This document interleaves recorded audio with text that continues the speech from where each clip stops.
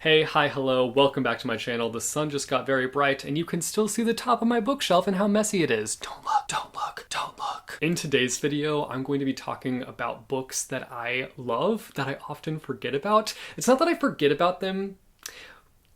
Well, I do forget about them. It's not that they're forgettable books. Like when I look at them, I'm like, ooh, that book was very impactful. That book hit me in the heart. Boom, boom, boom, boom, boom. That book made me feel something. They're just not books that come to mind immediately when somebody's like, hey, what's a book that you love? Like none of these books really pop up. They're books that I love that I don't talk about enough and that I don't mention enough. So I guess this is me making it up for these books and being like, I'm sorry, I love you, let me make it up to you and praise your greatness. The dramatics are coming out today. I need to calm it down, but we're only getting started, so what could go wrong? I've got 5 books that I'm going to be talking about today, that I'm going to be gushing about today. Let's get started. The first book that I'm going to be talking about is a rather popular book, so me even mentioning it is probably not going to add that much to the conversation surrounding this book because so many people have already said amazing things about it, but I'm going to be adding to that pool and saying more amazing things about it, singing its praises. La la la la la la la. That book in question is Station 11. I read this book at the end of 2021, which was when the pandemic started to kind of settle. Obviously, I know that we are still technically in a pandemic and that COVID is on the rise, but things were definitely settled down by the time that I was reading this book, but it still like made me a little bit anxious reading this book just because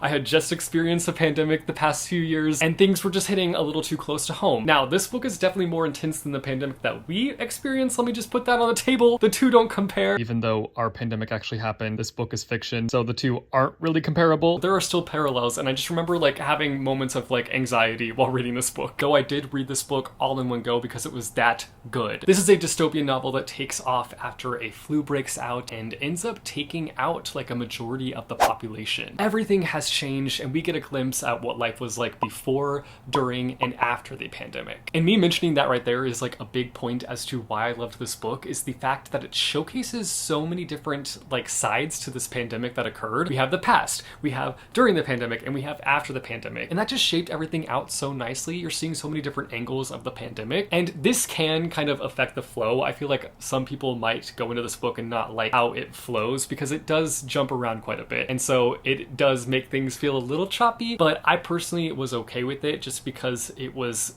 kind of painting a bigger picture. Like by the end of it, I feel like things are just stitched together so nicely and it just hits. It's different, you guys. I think it also could have fallen into a very confusing place because of how much it jumps around, but things just morph together in a way that makes sense and it's very easy to follow. Which, let me just mention, the writing, magnificent, magnificent. Also, speaking of the writing and this book, I feel like there's a sequel, there's like is this a series? I actually need to Google. Where's my phone? Where's my phone? Where did I put my phone? I just want to see if this has sequels. Update, I found my phone. Okay, I don't think there's a sequel to this, but the author has written other books. We've got The Sea of Tranquility and The Glass Hotel. These are books that came out after Station 11. I just need to read more books by this author because I loved this one so much. I just need to explore their other work because I feel like I would really vibe well with it, especially because I loved the writing style in this. I think the best way that I can describe her writing is like very atmospheric, but she also does a great job of character work. I feel like, even though like I didn't necessarily like connect with the characters on like a passionate level, like I wasn't like, oh my god, I love this character, I still like loved following their story and just like seeing how things ended up and just how everything affected them throughout the process of the pandemic. The book is eerie at times, it's culty at times, and there are moments where you are just like searching the pages for hope. There are times where you just feel hopeless for this situation, which is very similar to how we felt during COVID. Like there were moments of just like hopelessness and that we wouldn't get back to a normal world. The thing that I found so fascinating about this book, and is actually something that I have grown to love in books, is that it's kind of like quiet in nature, but it's also like striking and electrifying in terms of the events that occur. And I think that that can be like a hard, happy medium to find, but the author found it and she delivered on it. I obviously have read the greats when it comes to dystopias.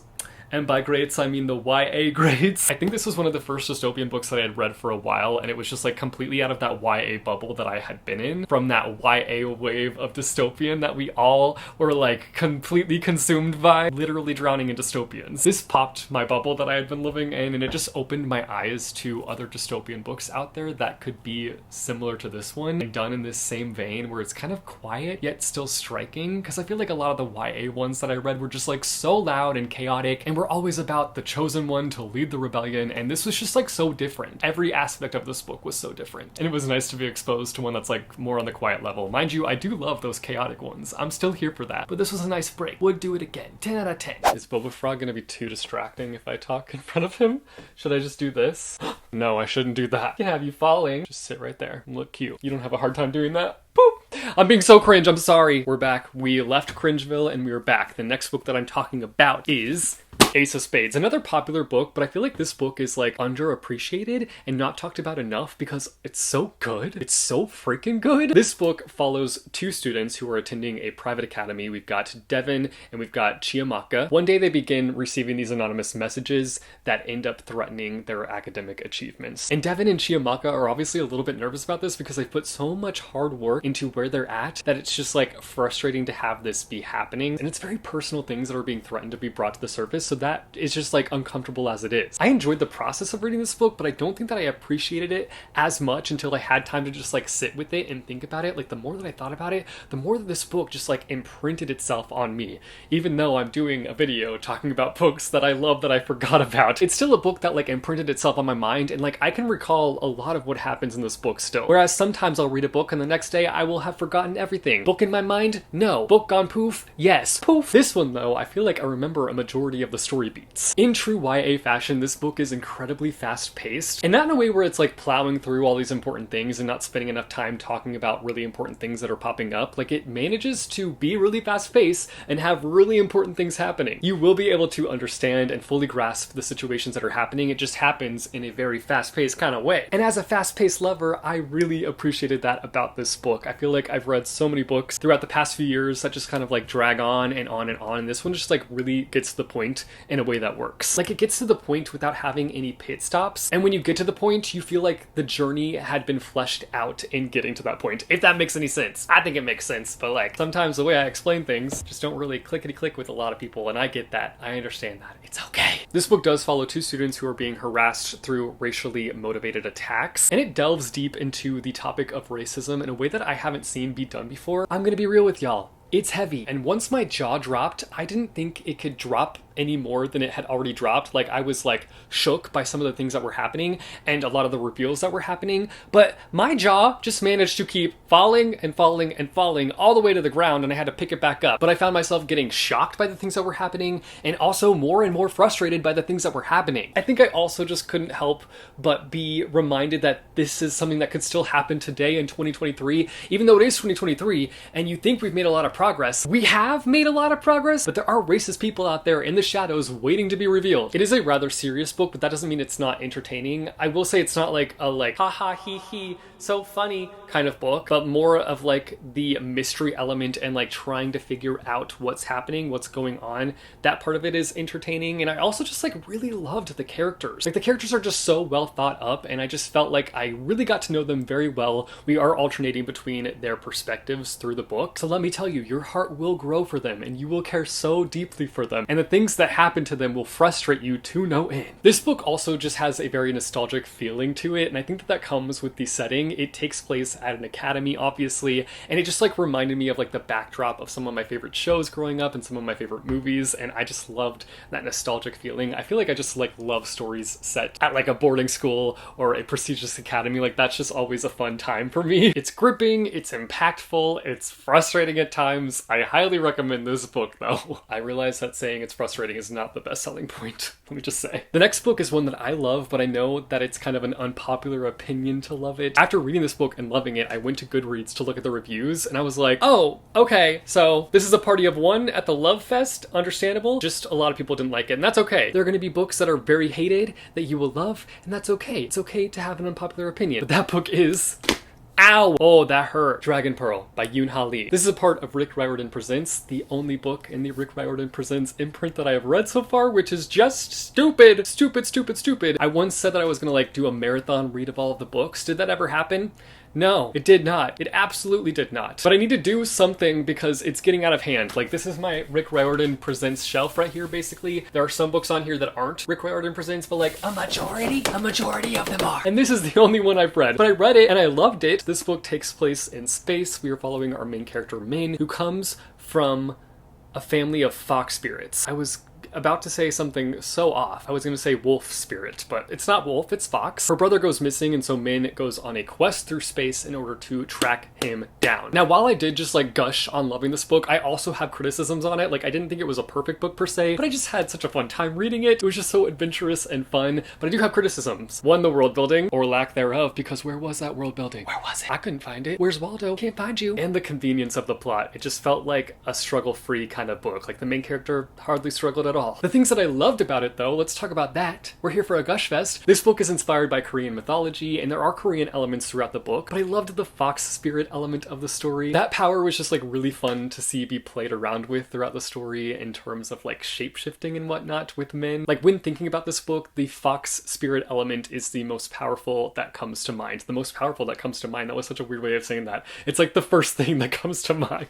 It's such a powerful thing that comes to mind, you guys. I think like the driving force for what makes me love this book so much, though, is kind of just like the journey of Min going on this search, going on this quest for her brother, because I am a sucker for stories that kind of have a focus on a sibling relationship, or even just like have some kind of like family element. If you want to tug at my heartstrings with any kind of story, just have some kind of family element within it. I don't care what it is. If there's family involved, I will be weak, especially if it's like the backbone of the story. Like, the backbone of this story is Min trying to track down her brother. Many heartstrings were pulled throughout this story. It made me melt, it made me emo, and I just loved following that quest. I was also surprised by how much I loved the setting, even though there were like world building bits with the setting that I just like wasn't the biggest fan of, and I felt like needed more work and more shaping. I felt like the author nailed the atmosphere, I guess, of space. Surprised me, I think, because I'm not the biggest fan of space. Like, space is terrifying to me, and somehow the author made space fun in this book, whereas normally I'd be like, not about it, and I would just be like overthinking space and thinking about all the possibilities up there and how terrifying it is. But surprisingly, I was here for the spacey space vibes. I'm not gonna get on here and like recommend this book to every single person ever, especially knowing the fact that so many people had issues with this book, but it worked so well for me and I just had such a good time with it. The next one feels like a bit of an oldie. It came out in 2016, which I know is not like that long ago, but that was pretty long ago. And that book is, I'm afraid to throw it up and catch it now that I've injured myself.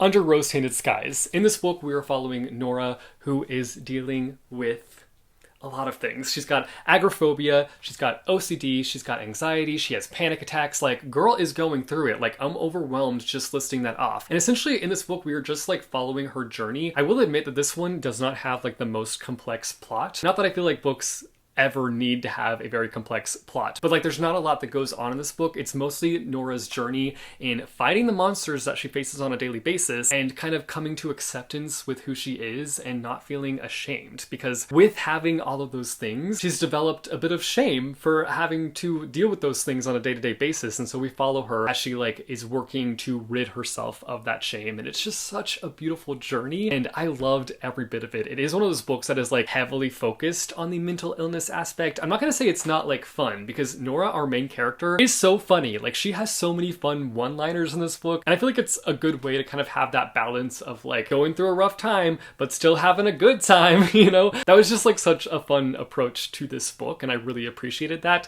But it is a bit heavy on the mental illness side. But I think books like this are super important, not only for people who are facing the things that Nora faces in this book, but also for the people that are not dealing with what Nora deals with on a day-to-day basis, because it kind of just like opens up your mind to what people are going through and what those things are like. I can only talk about the anxiety aspect of the book because that's the only thing that I relate to. I think the author did such a fantastic job of writing that throughout this book. The other things I don't really have experience with, but I so appreciated the way that the author wrote about anxiety. In fact, when picking up this book and looking at it again recently, I realized that I had marked a few passages, and one of the ones that I marked talks about anxiety. So I'm going to read it because I feel like it does a good job of explaining the feeling of anxiety. See, anxiety doesn't just stop. You can have nice moments, minutes where it shrinks, but it doesn't leave. It lurks in the background like a shadow, like the important assignment you have to do but keep putting off, or the dull ache that follows a 3-day migraine.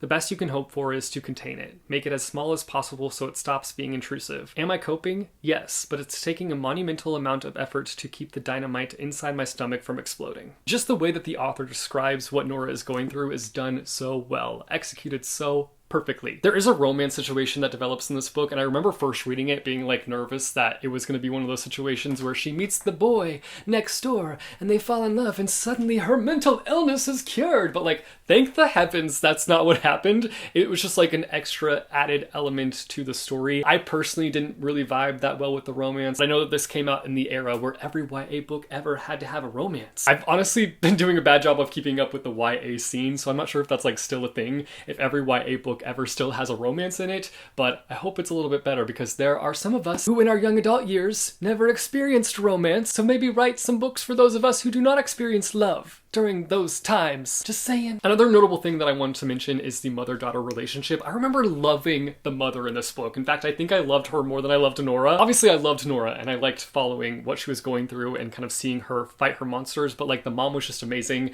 and their relationship was so great. You can just feel the support and it was just so great seeing that positive relationship. I definitely recommend this book, but there are a lot of triggers, so I would say look up triggers before reading it, but overall, I love this book. The last and final book, a part of my gush.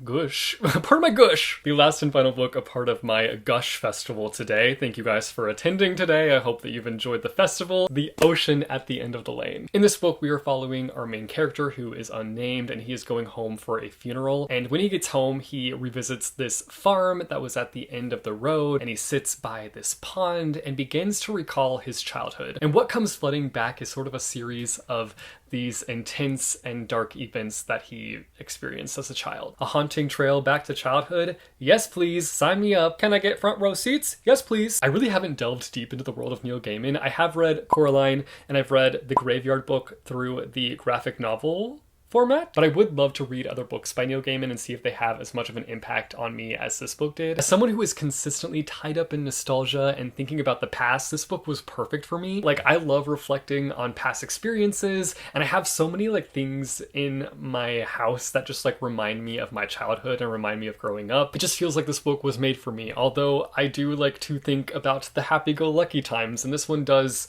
delve into some darker topics, some darker things, but you still feel this sort of like longing to get back to childhood after finishing this book. Sort of a longing for what that period in your life was. Because so much about your life changes as you grow. Obviously, we all know this. It sounds redundant even saying that. But it's also a book that like recognizes that childhood is not always fun. There are times when you have had tragic events or really traumatic events that fully impact who you are today. And it kind of explores how recalling those things can be incredibly uncomfortable and hard, and how sometimes we don't even realize the ways that we coped as a child and how we kind of painted them and altered them to be different than what they actually were. And sometimes you're able to like uncover like what actually happened to you, and that can be really, really difficult and really, really uncomfortable and really, really hard. I think that for me was one of the most fascinating parts of this book and one of the more hard to swallow aspects of it. Because as you're reading this book and delving into this man's past, you're seeing the ways in which this man went through difficult situations and how he coped as a child. I highly, highly, highly recommend this one. It is a rather short book, but it's a very impactful book. It's a short book that's got a full-on punch in it. If you don't come out bruised,